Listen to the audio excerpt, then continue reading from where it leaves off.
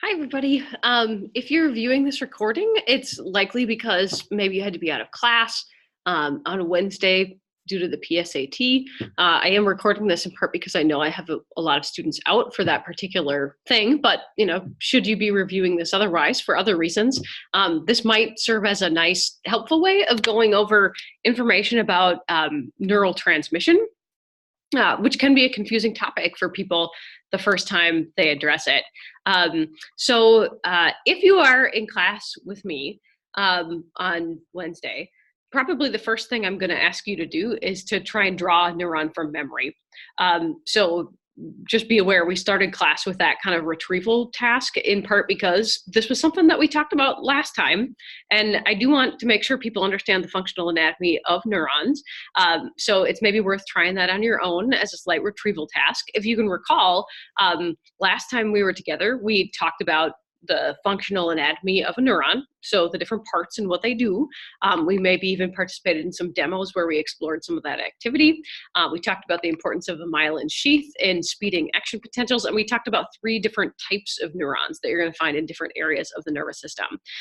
Today's major topic is to figure out how it is that action potentials or electrical signals in neurons are propagated. And how that relates to the process of neural communication. So how it is that that's connected to the ability of one neuron to communicate with another. So we'll be talking about axonal conduction, which is one part of the process. And we'll also be talking about synaptic transmission, which is kind of where more of the action is when it comes to how neurons are actually able to talk to each other. And then we will spend some time in class exploring different neurotransmitters, which are also central to this communication process. So we'll be doing some activities that explore that. But first up, there's 3 basic processes in neural firing that you probably want to be aware of if you are trying to understand how brain cells work at a very basic level. So one is the fact that a neuron, even at its resting state, carries a slight electrical charge. So if you look at the diagram on the screen here, we got a cute little neuron. And if you notice, the axon of the neuron carries a slight negative charge relative to the surrounding fluid.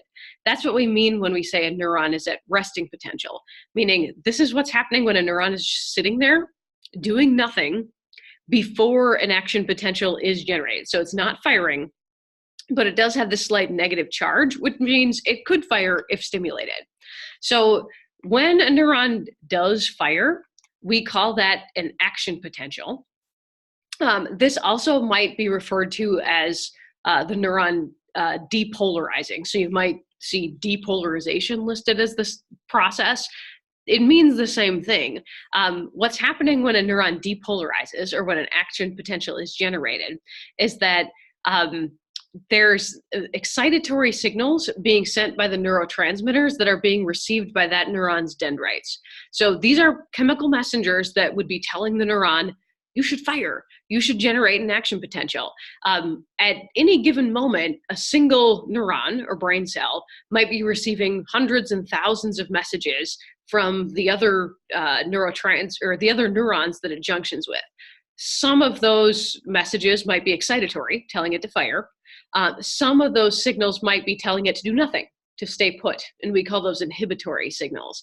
If the number of excitatory signals sufficiently exceeds the inhibitory signals, then the neuron will generate an action potential. When it reaches that point where it's going to generate the action potential, we say a threshold has been released, because that's the minimum amount of stimulation that's needed, or the minimum amount of excitatory signals that are needed for it to generate that electrical charge. So what happens when the electrical charge is propagated? You can see this diagram on my screen here that's kind of trying to give you a visual of the process. So during a resting state, we can see that the inside of the axon has a negative charge relative to the positive charges carried by ions outside of it. Those predominantly are sodium ions. And what happens when the neuron reaches threshold is that little sodium gates open up to allow sodium to rush into the cell, and that simultaneously repels other ions, like potassium ions, that carry the negative charge. So some of those temporarily move outside the cell. But there's this grand reshuffling that happens So there's a slight positive charge at this particular point on the axon that washes down the cell. That's the action potential. So if you graphed it by looking at the electrical charge at any one particular point on the axon, what you'd see is initially at resting state, there is a slight negative charge. But for a brief moment during the action potential, because of those positively charged sodium ions rushing in, we've got a temporary positive spike. That's the action potential. And you'll also notice on this graph that like once there's this spike, there's also a really quick drop in the neuron's firing potential. It actually drops to a level of negative charge that's slightly below where it normally sits. We refer to that as the refractory period, and I'm going to bring that up on the next screen to talk about that in a minute. But I do want to take a moment to explain why I've put all or none response on the screen here.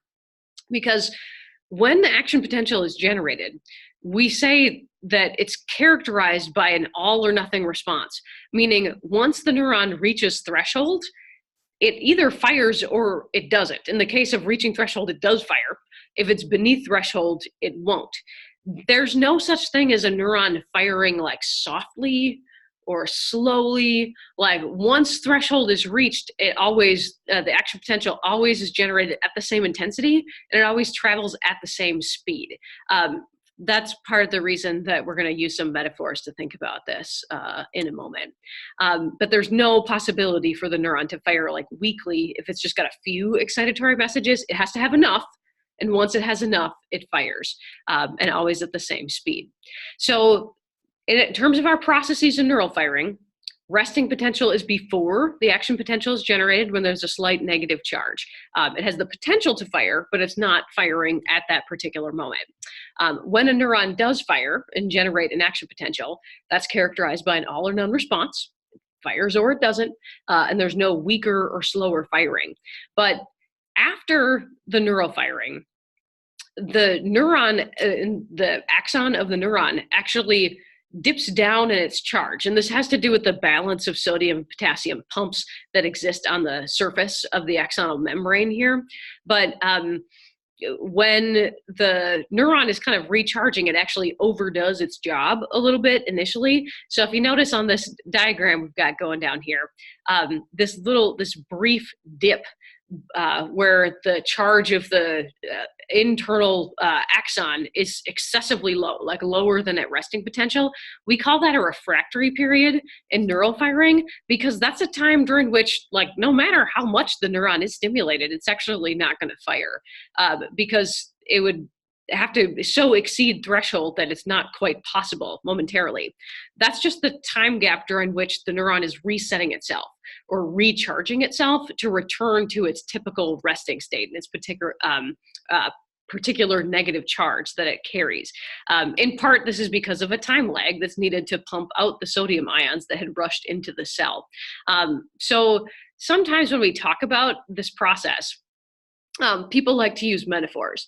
So if you were in class, probably the next thing I would ask you to talk about with your table buddy is to think about these processes and see if you could relate them to why the generation of an action potential is a little bit like the firing of a gun, or maybe if that metaphor like seems excessively violent, because it might seem that way, maybe like why it might be like the flushing of a toilet.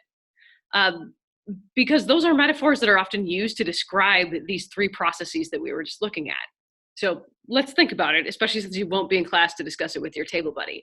So if we use the gun as the metaphor, when a loaded gun is just like sitting on a table or something, the trigger is not being pulled yet, it is at a resting state. It's not currently firing, but it has the potential to fire if stimulated. You know, someone pulled the trigger. When it does fire, the firing of most guns is like an all or none response. Now, okay, people who are like firearms and weapons experts might challenge me here because there are different types of guns and I get that. Okay, well, let's just go with like a typical pistol. Like if you fire the gun, pulling the trigger slowly doesn't mean that the bullet's going to leave the chamber more slowly. Like a gun can't fire weakly if you just pull the trigger a little bit. Once you pull the trigger past a certain point, it's going to fire, and always with the same intensity and always with the same speed. That's sort of like the action potential of a neuron. Once threshold is reached, it's always going to fire and at the same intensity and speed. After you fire the gun, it may need to be reloaded. And again, okay, different types of guns are different about this. I understand they're automatic weapons, let's forget about those for right now. But like, if you fire a gun and it has to be manually reloaded, there's going to be a brief time after it fires where no matter how many times you pull the trigger, until it's been sufficiently reloaded, it's not going to do anything. That's similar to neural firing's refractory period. For a brief moment after an action potential, no amount of stimulation is going to cause that neuron to fire. And it's because of the need to recharge or reload if we're talking about the gun. If you prefer toilet metaphors, like, the toilet on the tank has got to refill, if you're thinking about it that way, which is all cool. Okay, so yay, neurons generate these electrical charges and they operate by certain types of rules that are governed by the charges of the ions that have to move in and out of the membrane in order to cause that charge to happen. But that's actually probably not where the money is when it comes to understanding how brain cells might be able to communicate with each other and how that communication might relate to things that you and I would actually consciously experience. Because that neural firing that I was just describing happens like hundreds of times a second. And you and I don't feel that directly, which is good because it would be distracting. The stuff that we're more likely to feel in relation to neural communication, and we wouldn't even feel directly, but that might have an impact on our mood, happens at the level of the synapse. So we call that synaptic transmission because here we're not talking about the entire neuron, we're talking about the junction between two neurons. So if you look at the diagram here, now if you were in class, I probably would make you draw something like this in your notes, at least something like this, which you can do that. You can draw some knob-like buttony things, with some little dots coming out of them. Totally possible. So why not exercise your artistic skills and do it now? But what we're looking at here is a diagram that shows the junction between two neurons. And this is an incredibly important part of the functioning of neurons and how it is that our brains actually work. Because what we're looking at, so we're looking at a brain cell here. Okay, actually this is a motor neuron, but just go with it. Okay, so we're looking at this neuron. And if you notice, the axon terminals of that neuron junction with the dendrites of a neighboring neuron, the next one in the sequence. So typically we'll refer to this as like the presynaptic neuron and the postsynaptic neuron. Or in this diagram, they're labeled, this is the sending neuron and this is the receiving one. All that's showing you is that this one comes first in the sequence and this one comes second. So if we look at what's going on in this tiny little box here, so we're going to zoom in kind of on one of these little knobs that junctions with the dendrites of that particular neuron.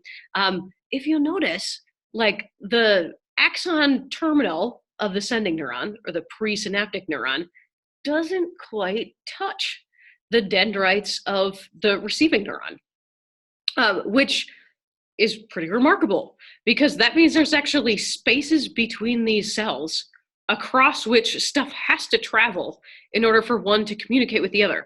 For a long time, this was not well understood because these are obviously microscopic cellular structures. We didn't have powerful enough microscopes to see what was happening. So people did have different theories about how this worked prior to the advent of those kinds of microscopes. And okay, some of them ended up being right about this and some ended up being wrong. But this space in between the two neurons, we refer to as the synaptic gap or the synaptic cleft. But this entire thing we kind of refer to as the synapse, the space between two neurons. What happens when a neuron generates an action potential is that, okay, so electrical charge generated by those incoming sodium ions that's slightly positive, and then the neuron obviously returns to a resting state that's negative after this. But that positive charge washes down the axon. When it reaches the axon terminal, so here we've got another arrow representing that same action potential. When that electrical charge reaches the axon terminals, it causes these little vesicles, so these little ball-shaped things that had held packets of neurotransmitters to release those neurotransmitters into this synaptic space. And the neurotransmitters, which are represented in blue here, are just like chemicals. They're actually molecules, little molecular structures. It's nice to represent them with triangles or little shapes or things because that shows how they fit in receptor sites. Their structures are actually a little more complicated than that in real life, but this kind of works for explaining the process. So when those vesicles release the neurotransmitters into synaptic gap, at least some of them, very likely, will float across this little protoplasmic space and land gently in the receptor sites on the receiving neuron. And depending on what those neurotransmitters are, that's going to send messages to this receiving neuron about whether or not to do something. So some of these messages carry charges that tell the neuron to fire or not fire. Some of them carry other messages about that are ultimately going to be related to mood functioning and things like that. So it kind of depends on what the neurotransmitters are. But this basic process is neural transmission. And it's an incredibly important one for knowing how things like psychoactive drugs work, how disorders that relate to disrupted brain functioning, how that arises in people. This is an incredibly important process, but it's driven by the fact that all of this is going on like hundreds of times a second across many different synapses in the brain, which is incredible. So this is just another view of kind of the same thing. Sometimes it helps to have a really clear visual of the moving parts. So here we're looking at our presynaptic neuron, our little vesicles with the neurotransmitter kind of packets within them. When an action potential happens, which is like indicated by the yellow signaling on this particular diagram, then the neurotransmitters get released into the synaptic space where they float across that gap and land in little receptor sites here that are designated for them. But after that happens, perhaps the receiving dendrite is going to generate its own action potential if there's enough stimulation, if these are excitatory messages. So that's what's kind of indicated by that yellow flash in this diagram. But after that process happens, the extra neurotransmitter gets reabsorbed or mopped up by reuptake pumps in the sending axon terminal buttons. Now, this process, which is kind of reflected here, but also is shown in this diagram, it seems like it would be irrelevant to know, like, oh, it's just like the cleanup crew coming through to like get the extra neurotransmitter, which it kind of is. But it turns out this is a process that can be disrupted and exploited by different types of psychoactive drugs. So one that we'll learn about later this year are a class of drugs that are used to treat depression. Our SSRIs, or selective serotonin reuptake inhibitors. The name SSRI, selective serotonin reuptake inhibitor, which is a mouthful, signals what these things do. They actually inhibit, meaning block or prevent, the process of reuptake of the neurotransmitter serotonin. And in depression, it's believed, and there is some controversy over this, but it is believed that serotonin levels are low among people who are depressed, and that might be part of what's contributing to their struggles. So if we provide them with drugs that are capable of blocking this process of reuptake, it actually means that more serotonin is going to linger here in the synaptic space because it's not being reabsorbed.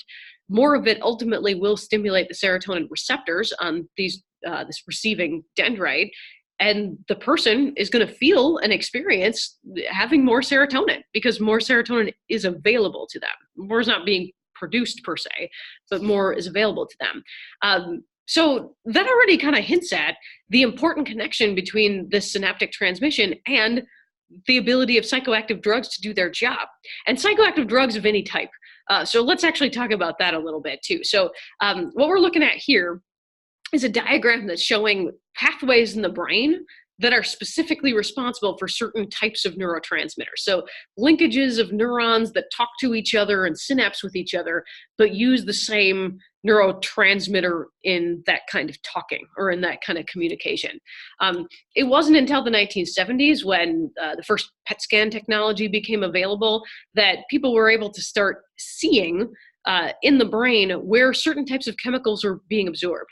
And one of the chemicals that people were interested in at that time, and even still to some extent today, because there's interesting questions about it, was how painkillers like morphine do their job. Because if you've ever had morphine administered post-surgery, you might know it's a very powerful painkiller. It tends to be good at blocking and numbing people's experiences of pain. But how does that actually work? Well, there were some folks who were interested in where it is that morphine is actually going in the brain in order to do this blocking of pain messages. So in a PET scan, you inject people with like this radioactive tracer that soaks up like and is absorbed by whatever thing it's linked to. So they were using a radioactive tracer, in this case with morphine, so they could see where it was in the brain that morphine goes when it's absorbed and used.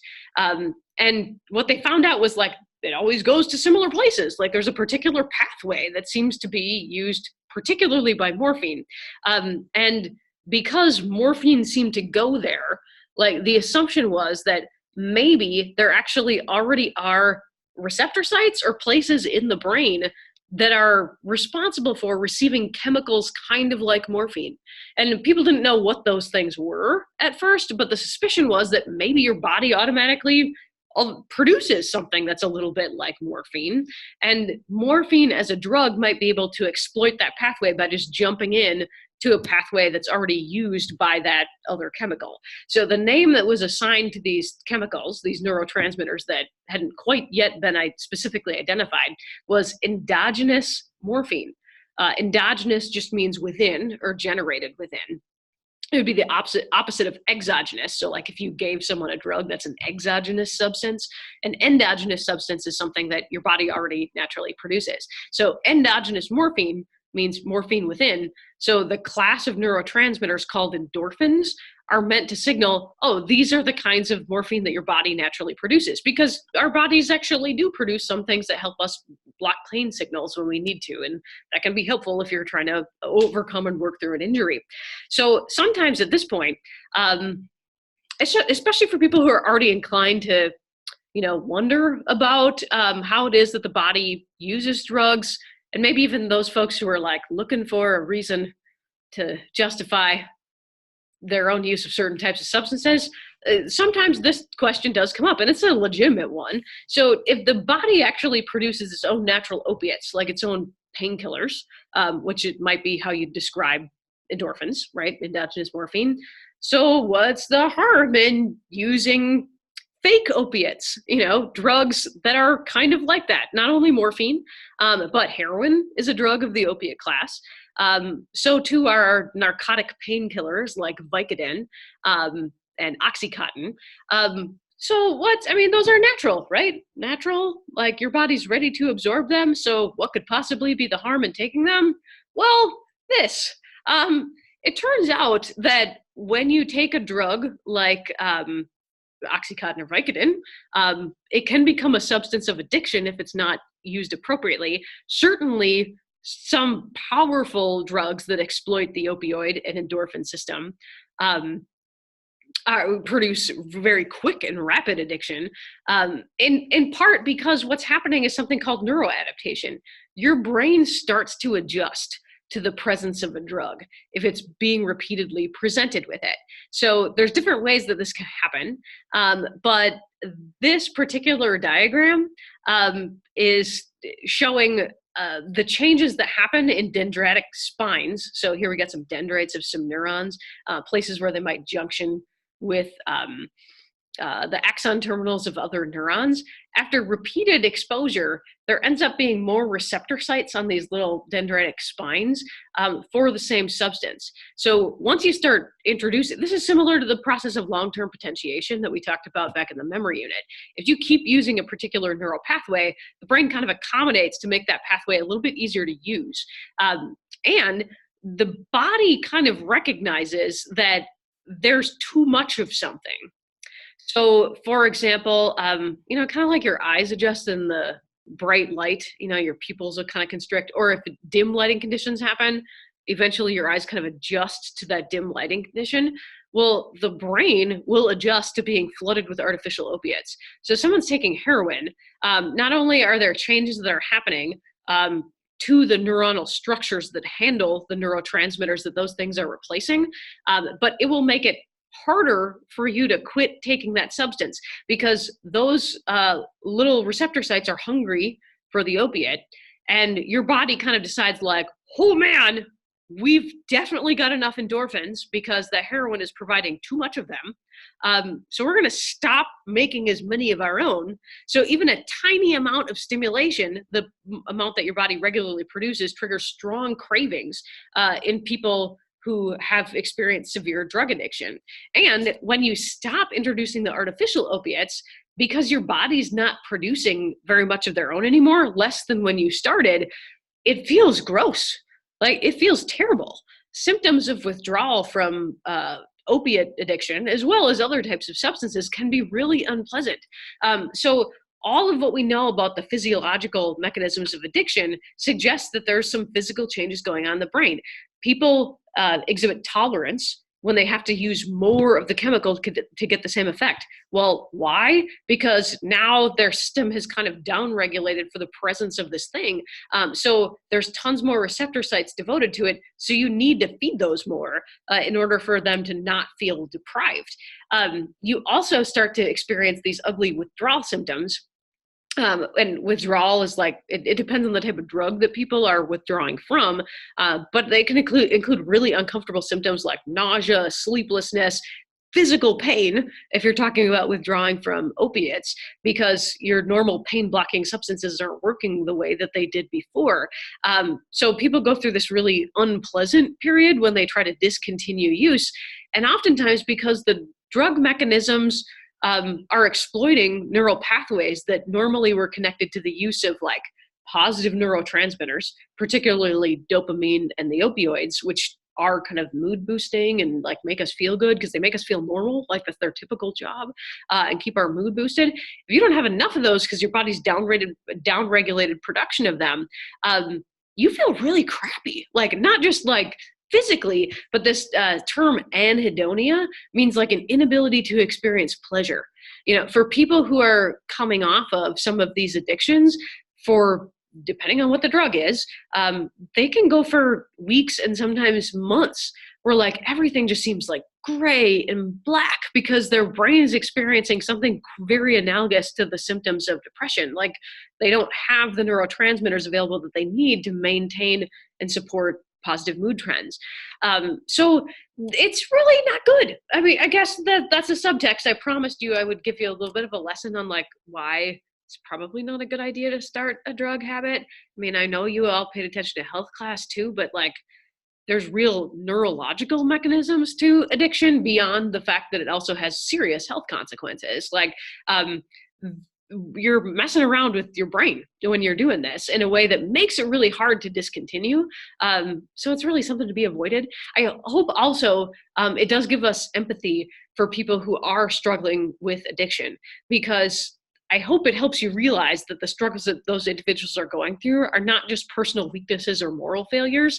It has to do with some serious problems that have been introduced to their brains that make it hard for them to make the right choices about what they're doing. And they really need our support, and they need our care. And thankfully, there are avenues for care and support out there. Like, we do have effective, although like they're hard to do, we do have effective treatments for a lot of addictions, and a lot of people do overcome them and find hope and go on to live better lives. So there is some hope embedded in that, but it's better if you don't have to do that in the first place. So perhaps don't start. Now, in talking about drugs and how they work, this slide that we're looking at right here actually explains general mechanisms of how drugs work. And that's not specific to like street drugs, like cocaine and heroin. It's all psychoactive drugs. So street drugs, yes, but also psychopharmacological agents like antidepressant drugs and antipsychotic drugs have their effect by working on in one of these two ways. So first of all, let's look at this section, the far left version of the diagram here. All this is showing you is another depiction of the process that we've just been talking about, right? So there's some sort of natural substance, a neurotransmitter, for example, that fits into a receptor site at a synapse that is part of normal cellular activity within the brain. So when that neurotransmitter is released, it signals the receiving neuron to do something, and something that's a typical or normal function for the brain.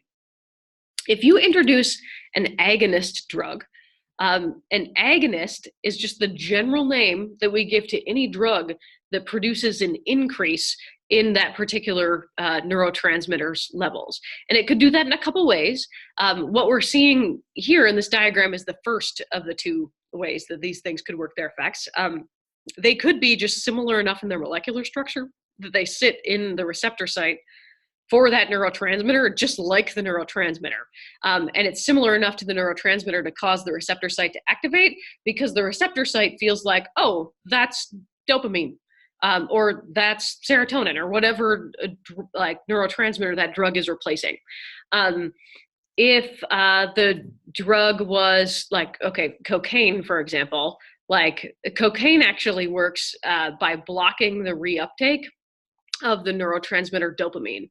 Dopamine is very pleasure-inducing neurotransmitter. It's used in the brain's reward pathway. A lot of very addictive drugs exploit it. So what's happening there, if you remember back to our slide, and let's click back to there. If you remember the process of reuptake, okay, reuptake happens when the ascending neuron reabsorbs some of that extra neurotransmitter.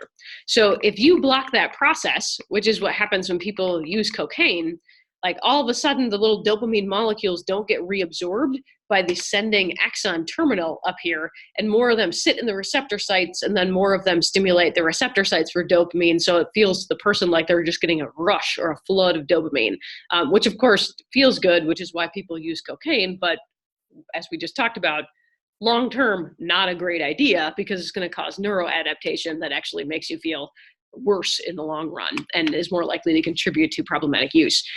So antagonist drugs are the opposite. Antagonists, their major job is to inhibit neural activity. So they actually block the normal activity of a neurotransmitter, prevent it from doing its job. And it could be that those could work in a couple ways as well. They could just block the release of the neurotransmitter to begin with. So they might cause the axon terminals for that neurotransmitter to produce less of it and release less of it. Or what we're seeing in the diagram here is, this is the ultimate sneakiness. Like the drug is actually similar enough to sit in the receptor site for that particular neurotransmitter, but not similar enough to stimulate any kind of neural activity in the receiving dendrite, so then the actual neurotransmitter can't get through. So to the brain of the person who's experiencing this, they actually feel like they're not getting enough of that particular neurotransmitter, which could be good or bad depending on what that neurotransmitter is. You might think about this kind of like being like, if, okay, in this, the agonist, if this is like, you have like a skeleton key that can like open any lock, even though it wasn't set out for that receptor site, you could use it to open the door, right? Because this is going to cause activity, even though it's not the same molecule that the receptor site was intended for. In the case of an antagonist drug, it's like you have a key and it's similar enough to like get it into a lock, so it'll like block other keys from getting in, but it's not similar enough to actually open the door. So it just sits there kind of blocking and doing nothing, which again could be good or bad depending on what the intended neurotransmitter is. For example, we just talked about the fact that like, okay, if you take cocaine, that floods your system with dopamine because the dopamine reuptake is blocked by cocaine, which is the agonist, okay? There are some psychiatric disorders which have been linked to an excess of dopamine. So schizophrenia, for example, a very severe psychotic disorder we'll learn about later this year, that seems to arise in people because of excess dopamine, or maybe excess dopamine sensitivity. That's maybe more likely. But the drugs that treat schizophrenia actually block the receptor sites for dopamine. So they stop the dopamine from coming through. So someone who already had too much dopamine now experiences less of it. And that helps people with that condition control their hallucinations and delusions, which would be very important for being able to function in the context of that disorder, and in one's life in general. So I don't want you to think of like agonists and antagonists as like good guys and bad guys, because it really depends on what neurotransmitter they're related to, and did you have enough of that to begin with, or did you have too much? Like, meh, like it kind of depends on what it is. But those mechanisms are the mechanisms by which all neurotransmitters and all psychoactive drugs do their job. If you understand what's happening at the synaptic level, you kind of understand a lot about brain function and like normal human responsiveness, which is awesome. So if you had been in class with me, we'd pause now and do a little demo of this so you could kind of see it happen in a much more physical tangible way. It's nothing I can recreate in a video though. So like, unfortunately, you just missed that, and too bad for you because there was also candy involved. So I'm really sorry about that. We'll follow that activity by taking a look at several specific neurotransmitter types. And I'll also be posting the link to this activity in Canvas, because it could be something that you could do on your own to get an understanding of this.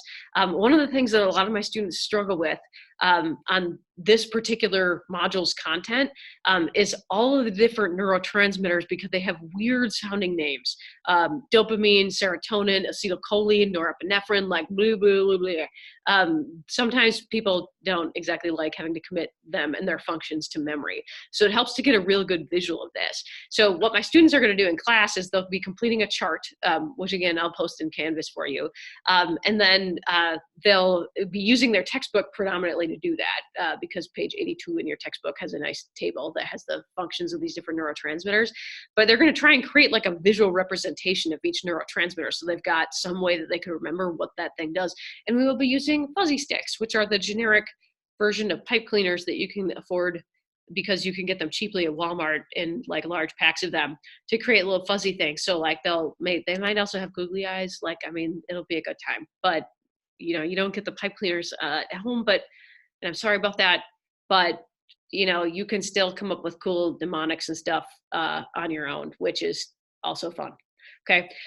Now, the other thing that I actually am going to be assigning to people as an assignment to do outside of class prior to our next meeting is to take care of something called the Mouse Party Interactive that's in Canvas. And I might actually hop over there so that people can see what I'm talking about, if it will load for me. There we go.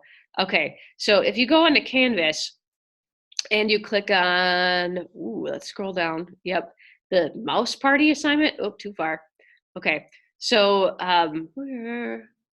there we go. Okay, seriously, the scrolling with this screen recorder is a little strange. Okay, so if you click on Mouse Party assignment, that took way too long. I apologize. So there's a handout that you'll be doing where you look at this thing called this Mouse Party simulation. What you're going to be trying to do, okay, it's going to show you a bunch of little drug addicted mice. Like, don't worry, they're animated. So no mice were harmed in this. It's even got some music associated with it, so that is funky. Fun times. Okay, so when you get to this little interactive, you're gonna click play, and then it's gonna show you all these little mice who are hanging out in this like lab in a little glass case. And unfortunately, a lot of them have made some poor life decisions, perhaps, but they are under the influence of various types of psychoactive drugs.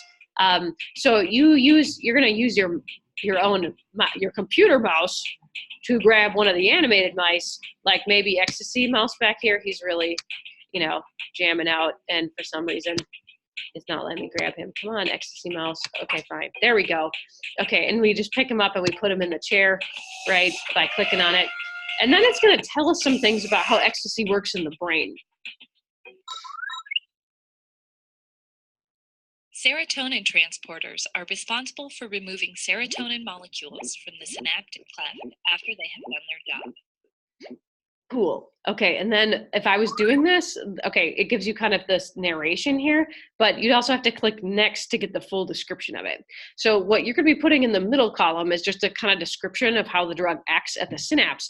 And then in the last column, you're going to have to decide, well, is ecstasy an agonist or is it an antagonist for serotonin based on what they're telling you? So it's not going to tell you in the interactive if it's an agonist or an antagonist. You're going to have to think through, well, what does that mean? Like, if agonists increase the amount of neurotransmitter, is that what's happening here? Antagonists decrease the amount of the neurotransmitter, is that what's happening here? So the answer won't be visible there. You're going to have to think through it using what you know. But I hope this helped you understand what we're going to be doing in class while you're out. It may also be helpful for anyone who might have missed for other reasons, or maybe just likes the comforting sound of my voice. I'll be, for sure, I'll be available during prime time if you have questions about this stuff, but I hope it helps you keep on track with your studying. And I also hope the PSAT went well for you.